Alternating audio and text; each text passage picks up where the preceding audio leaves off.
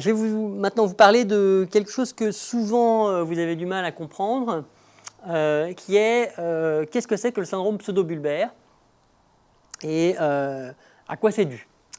Alors, le syndrome pseudobulbaire, d'abord d'un point de vue clinique, c'est une anomalie qui se traduit par deux signes constants, qui sont d'une part la dysarthrie et d'autre part les troubles de la déglutition. À ces deux anomalies fondamentales peuvent s'ajouter d'autres signes, et en particulier un des signes assez caractéristiques, c'est ce qu'on appelle le rire et pleurer spasmodique, c'est-à-dire le fait que quand le sujet se met à rire ou à pleurer, parfois de façon comme ça imprévue et spontanée, ça prend une tournure spasmodique. Donc je vais vous le mimer de façon un peu caricaturale. Quelque chose comme ça, d'accord? Donc un rire ou un pleurer spasmodique. Bien. Alors pour comprendre qu'est-ce que c'est que le syndrome pseudobulbaire, il faut que je vous rappelle comment ça fonctionne l'innervation des muscles bulbaires, d'origine bulbaire. Eh bien, ça fonctionne en gros comme l'innervation des muscles des membres, mais avec une différence importante que je vais devoir souligner. Vous vous rappelez, le faisceau pyramidal, il part du cortex moteur, il descend dans la substance blanche hémisphérique, il passe dans le bras postérieur de la capsule interne, il va dans le tronc cérébral et il croise au niveau du bulbe pour aller se terminer au niveau de la corne antérieure de la moelle où il fait relais avec le deuxième motoneurone. Bien. Maintenant, ça, c'est le faisceau pyramidal qui est destiné à activer les membres. Qu'est-ce qui se passe pour l'innervation bulbaire? Pas tout à fait la même chose. D'abord, l'origine des motoneurones, elle est effectivement dans le cortex moteur primaire, mais comme c'est la représentation de la face, elle n'est pas diffuse comme pour les membres. Vous savez qu'elle est où? Elle est dans sa partie la plus latérale de la frontale ascendante, puisque vous vous rappelez de l'homonculus, où c'est le membre supérieur, le visage, et ensuite vous avez le membre inférieur dans la partie la plus interne. Bien. Donc, vous avez cette localisation, ce point de départ dans la zone de représentation en fait, de la bouche, essentiellement. Puis, ce motoneurone-là, il va avoir un prolongement qui va passer lui aussi par la substance blanche hémisphérique, qui va passer lui aussi par la capsule interne, mais au lieu de passer par le bras postérieur de la capsule interne comme le faisceau pyramidal, il va passer par où? Il va passer par le genou de la capsule interne, ce faisceau destiné aux muscles bulbaires, et c'est pour ça qu'on l'appelle le faisceau géniculé. Faisceau pyramidal versus le faisceau géniculé. Donc ce faisceau géniculé va descendre au niveau du tronc cérébral, après être passé par le genou de la capsule interne. Et là, c'est là aussi que les choses sont différentes de ce qui se passe pour les membres. Vous allez avoir une innervation des motoneurones à destination bulbaire, qui sont l'équivalent du deuxième motoneurone de la corne intérieure de la moelle, sauf que là, on est dans le tronc cérébral, on n'est pas dans la moelle épinière, on est dans le noyau du 12, dans le noyau du 9, etc. Donc le noyau du 9, le noyau du 12 reçoivent le faisceau géniculé, mais ils vont recevoir à la fois une innervation directe et une innervation croisée, c'est-à-dire que contrairement à l'innervation des membres, où le motoneurone du faisceau pyramidal croise et innerve le côté controlatéral, eh bien, le faisceau géniculé va innerver à la fois le côté controlatéral et le côté ipsilatéral. Donc il y a une innervation croisée des noyaux moteurs des nerfs crâniens. Alors c'est très important d'avoir cette notion-là en tête parce que ça veut dire quoi?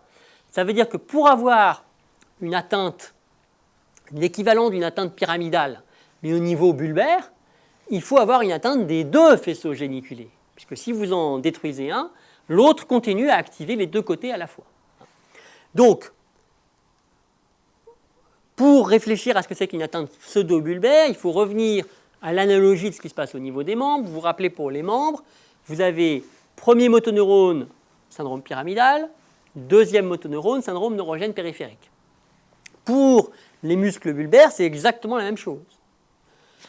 Vous avez l'atteinte bulbaire, qui traduit l'atteinte du deuxième motoneurone. Par exemple, dans le cadre d'une atteinte d'un noyau moteur comme le 12. D'accord ? Et à ce moment-là, vous allez avoir une atteinte neurogène périphérique dans le territoire concerné. Au niveau de la région bulbaire, ça se traduit par quoi? Par exemple, eh bien, par une amyotrophie au niveau de la langue. Donc, l'amyotrophie, vous vous rappelez, c'est le signe d'une atteinte du deuxième motoneurone et qu'en plus avec perte axonale. D'accord ? Et vous pouvez avoir également des fasciculations au niveau de la langue. Donc, si vous avez, dans le cadre d'une atteinte de la sphère bulbaire, fasciculation de la langue ou amyotrophie de la langue, vous êtes sûr que vous avez une atteinte du deuxième motoneurone, c'est-à-dire celui qui va du noyau moteur du nerf crânien jusqu'au muscle. Et dans l'atteinte du premier motoneurone, c'est-à-dire celui du faisceau géniculé, qu'est-ce que vous allez avoir? Eh bien, d'abord, vous savez que pour avoir une atteinte, alors cette atteinte justement du premier motoneurone, au lieu de l'appeler l'atteinte bulbaire, on l'appelle l'atteinte pseudo-bulbaire. Elle est pseudo parce qu'en fait, ce n'est pas une atteinte du circuit deuxième motoneurone jusqu'au muscle, c'est une atteinte de la commande de ce circuit par le premier motoneurone. Donc de même que pour la motricité des membres, on avait parlé de syndrome pyramidal, syndrome neurogène périphérique, selon qu'on est atteint du premier ou du deuxième motoneurone, eh bien là, vous allez avoir affaire à syndrome pseudo-bulbaire en cas d'atteinte du premier motoneurone, c'est l'équivalent du syndrome pyramidal, sauf que, n'oubliez pas, il faut que les deux faisceaux géniculés soient touchés pour que ça se manifeste, à cause du fait que vous avez une innervation croisée, alors que pour l'atteinte pyramidale, un seul faisceau pyramidal va vous donner une anomalie contralatérale. D'accord ? Donc, l'équivalent du faisceau syndrome pyramidal, c'est le syndrome pseudo-bulbaire, et l'équivalent du syndrome neurogène périphérique, c'est le syndrome bulbaire. Alors, la difficulté, c'est que contrairement aux membres, vous pouvez taper des réflexes osteotendineux, chercher un signe de Babinski, au niveau de la langue et de la bouche et de la déglutition, c'est beaucoup plus difficile à examiner. Alors, vous n'avez pas beaucoup d'éléments. Je vous ai parlé de l'amyotrophie des fasciculations de la langue comme signe d'atteinte du deuxième motoneurone, donc d'atteinte bulbaire. Eh bien, le rire et pleurer spasmodique est un très bon signe d'atteinte pseudo-bulbaire. Et vous pouvez très bien faire l'analogie entre ce rire et ce pleurer spasmodique et un réflexe ostéotendineux polycinétique. C'est exactement la même chose. Le ha ha ha ha ha ha du rire ou du pleurer spasmodique, c'est exactement la même chose qu'une réponse polycinétique d'un réflexe qui est exagéré. C'est un trouble de la commande avec une désinhibition des réponses réflexes. Okay ? Donc, je répète, au niveau des membres, syndrome pyramidal, premier motoneurone, syndrome neurogène périphérique, deuxième motoneurone. Au niveau de la région bulbaire, déglutition, phonation, syndrome pseudo-bulbaire en cas d'atteinte des deux faisceaux géniculés. Si un seul est touché, il ne se passe rien. Et syndrome bulbaire avec atteinte périphérique, style amyotrophie, fasciculation, en cas d'atteinte du deuxième motoneurone. Donc, il faut bien retenir cette distinction-là. Et maintenant, quelle est la cause numéro 1? Quelles sont les trois grandes causes, disons, de syndrome pseudo-bulbaire, c'est-à-dire d'atteinte des deux faisceaux géniculés? Première cause en fréquence, c'est quoi? Ce sont les lacunes multiples.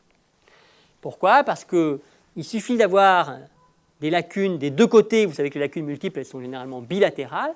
Donc il suffit d'avoir une lacune d'un côté et une autre de l'autre qui vont altérer le faisceau géniculé. Paf, les deux faisceaux géniculés sont touchés.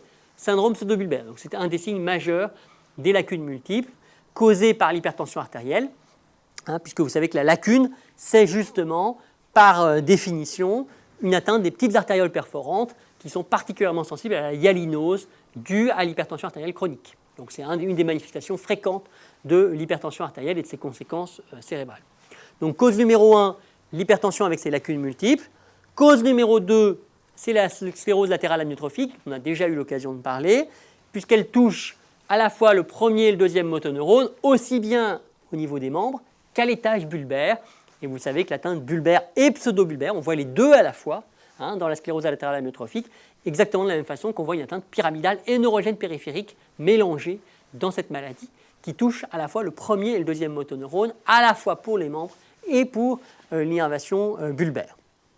Et puis si on devait citer une troisième cause de syndrome pseudo-bulbaire, eh bien, ça serait la maladie de Steele-Richardson, qu'on appelle également la paralysie supranucléaire progressive, qui est une pathologie dans laquelle vous avez, c'est un syndrome parkinsonien avec des signes neurologiques supplémentaires, et en particulier avec des troubles de la verticalité du regard, avec des troubles du tonus, avec une hypertonie au niveau cervical, et puis troisième grand signe, la dysarthrie, les troubles de la déglutition, qui s'intègrent dans le cadre d'un syndrome pseudo-bulbaire.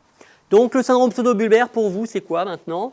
c'est un syndrome pyramidal, si je caricature, pyramidal au niveau bulbaire, traduisant une atteinte des deux faisceaux géniculés.